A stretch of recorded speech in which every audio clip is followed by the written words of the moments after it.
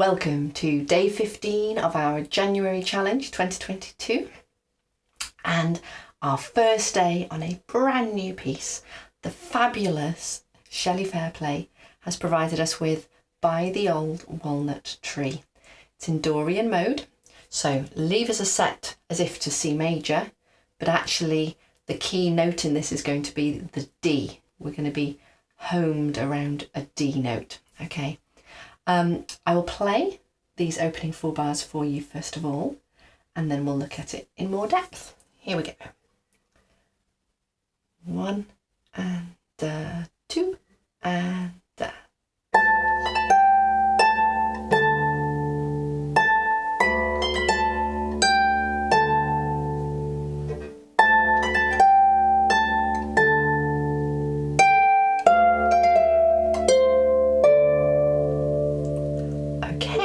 So first thing to maybe draw your attention to is the marking.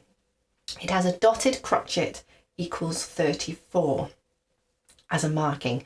Now if you were to set a metronome to 34, it's very difficult to play along at such a slow beat. So you can translate that into a quaver equals 102, which is just 3 times as many. And then that can be more helpful and you can kind of count in quavers. However, what I want you to be aware of is the reason it's been marked up as a dotted crotchet and not as a quaver. And that is because we want to have this feel of 2 beats in the bar. So we want to watch that even though this is slow, that we don't plod da, da, da, dum, giving equal emphasis to every note. We want to have that dum ba da dum da dum ba da dum. Want to have that feel of where the beat actually lies and where the emphasis lies. The left hand also helps wonderfully with this. The left hand, let's start with that because it's very straightforward in this. We just have an octave D. Now you can, because it's so slow, you could just do that with finger 2 and jump it, but then you've got to give more attention down there. So personally, I like just to have my 4 and my 1 on. It's a nice octave shape. And the only thing is I'm not playing that bass note and then reapplying it while I play the thumb. Personally, I quite like it ringing out underneath the whole thing. So I play the bass, pulling my finger beautifully in, I play my thumb, and then as late as possible, I go back onto those same notes for the next bar. Late as possible. Okay? And when I do go back on, although it's as late as possible, in that motion, it's as quickly and firmly as possible to avoid potential buzz. So as you'll know from previous years, buzz is the metal string. It can happen on any string, but it happens a lot more on the metal ones. Vibrating and touching against your finger before you firmly placed it. So the firmer you are when you go back on, the less likely there is to be buzz. Okay, so that happens nicely and that really does help to give us this feeling of these 2 beats in the bar.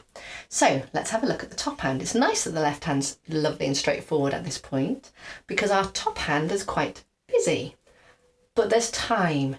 So don't panic with it, try and breathe through it. So the top hand starts on an A. We've got these little grace notes. Now, the grace notes are those smaller notes that are smaller than the normal note size. And they're kind of out of time, as in they shouldn't impact on where the solid notes land, if that makes sense. So the tune here is da dum bum bum. And they need to happen in the right place no matter what else we add around it. So dum ba da dum bum bum. So dum ba da dum. So as such, the grace notes are anticipatory. They need to be ahead of the beat that you're aiming towards. Okay, in this case, the second quaver. So they need to be ahead of it. So effectively, dum da da, almost as soon as you've played that first note. Dum da da dee, you need to be playing these grace notes so that our second quaver lands in the next appropriate place. There are options for fingering here. I have written in for you my preference. This any fingering on this piece is my interpretation, not Shelley's dictation, so you can alter it if you wish. So you could go 2, 1, 2, 3, and then come back to the A. However, I think it works ever so nicely, and I think it sits more comfortably under the hand if you do thumb slides. Now, thumb slides are where instead of plucking away, you allow the thumb to fall from the note it's on. It's like as though you're pushing it, and for it to land on the next string down, and then you play that one as normal. These tend to work better if you also have a subsequent note anchored on. So for that thumb slide, my finger 2 is going to end on the G. I'm sliding the B to the A. So if I have the G anchored on as well, I've got something to pull towards then for my thumb. And then I'm going to go back on with that thumb on the A. And now, having come entirely off, I'm going to allow finger 2 to come out to play our crotchet A. Because actually all of that little run up has led to that crotchet A. Dum ba da dee da dum. So we want that A to be a beautiful note. And whenever a note's on its own, the most beautiful way to play it is with that finger 2. It's our strongest, most responsive finger. Okay, so the fingering then is 2, 1, 1, 2, 1, and then 2 on its own. And we give that a little bit of space before we move on to what happens next. Okay, so maybe we'll just try that, just that tiny phrase together. So start with finger A, finger 2 on the A, and thumb possibly ready on the B. If you feel really confident, you could have it not on and then place it next. It's up to you. Here's our counting. Really nice and steady. 1 and 2 and okay, let's try that again. I'll just count the last part of the bar in. Ready? 2 and Well done. Let's try that with the left hand underneath without thinking any further. So you can place that ready, just so that we get the lining up of what happens with that. So got your top hand ready, left hand down on the octave D. Give you the full bar count.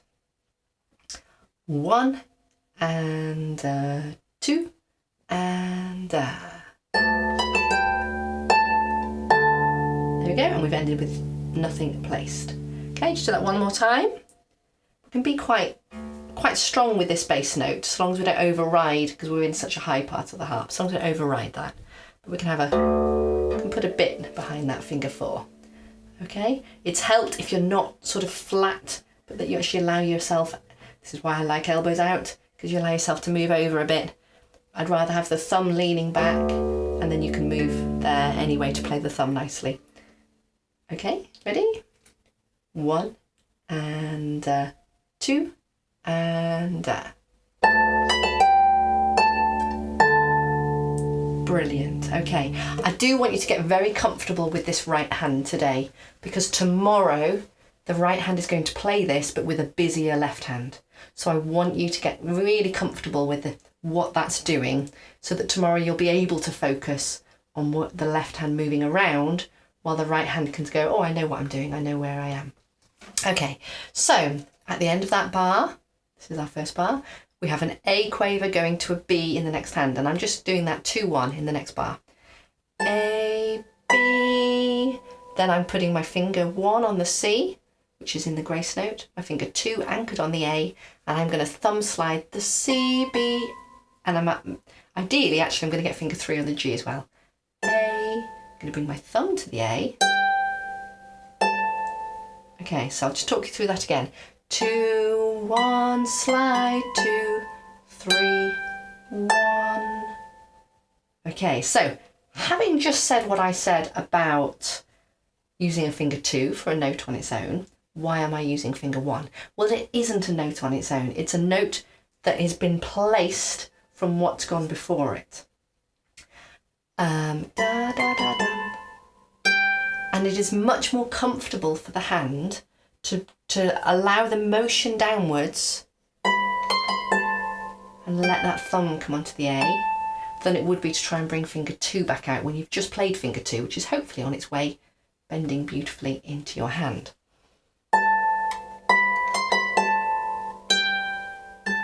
Okay, now thumbs on their own feel quite uncomfortable sometimes, but again, it's not officially a thumb on its own, it's a thumb that's been placed into. And thumbs that have been placed into, we have a beautifully closed hand ready to receive, and we're nice and strong.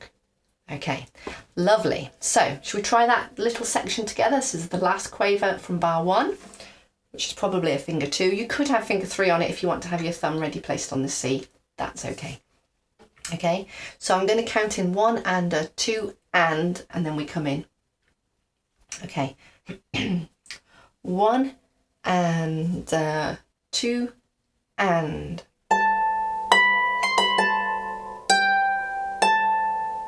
Nice, well done. Okay, so should we put both bits together? Okay. Excuse me. So, with our left hand underneath, if you feel up to it, or just play the top hand. 1 and 2 and.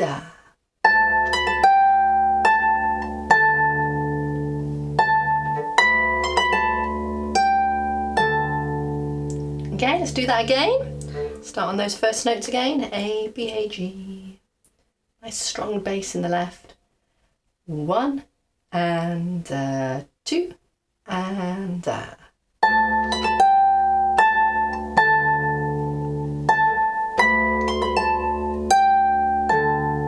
Excellent. Now, that first bar comes back again. Our third bar is the same as the first.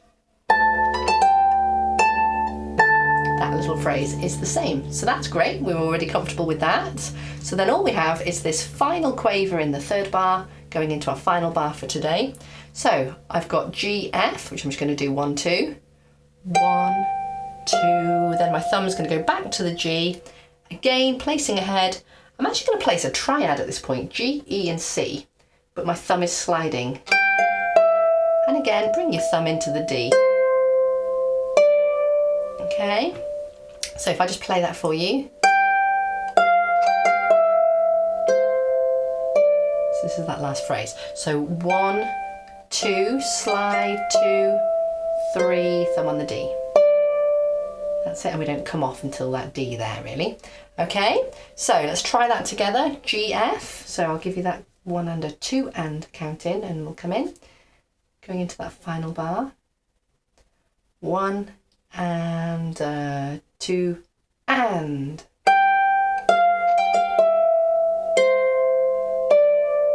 Good, and I do find that most secure having played the G with my thumb. As I'm about to play the F, I'll get my thumb back on. Try and lean into that shape there. Okay, so let's try just that bar with the left hand D's happening underneath. So just the G, F, just that ending. Okay, 1 and 2 and.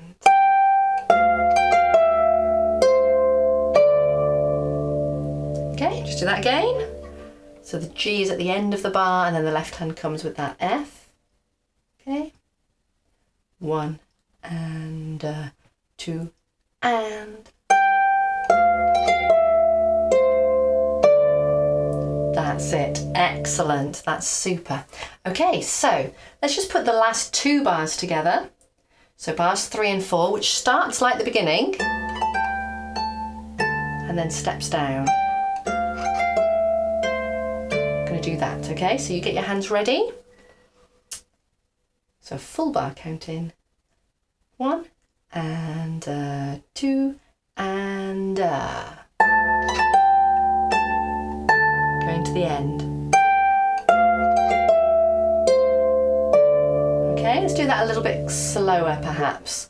So starting again in bar 3, it's like the beginning, but we're going into that ending.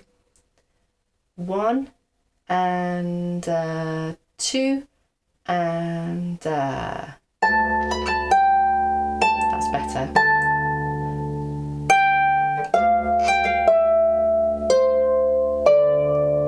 That's good. Okay, then we'll try putting the whole section together. So if you recall, it goes like this, and then we move up, A, B, and then we have the bar that's like the beginning going into that ending that we've just done. So let's give it a go. If you want to just do the right hand, you can, but I do encourage you to practice it either in individual bars and then as quickly as possible all the way through with this left hand involved. Okay. Like learning on the other piece, we are going to do 2 days and then a sort of rest day where we work on pulling it together, which also of course acts as catch-up days as well if you feel like you fall behind or miss a day at any point. So there's really every opportunity to feel like you can stay on with this one. Okay, so from the beginning, nice and steady, nice chilled out shoulders, elbows beautifully out, lovely high thumbs. 1 and 2 and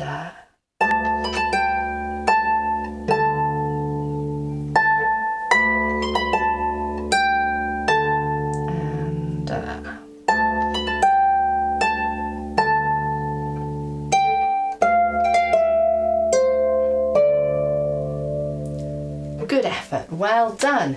Join us on the play along videos where we'll do that similar speed to that probably, and then slightly closer to the Quaver 102. Remember, as always, it's the speed you feel comfortable with that is going to be the best speed to play this for you. Okay, well done.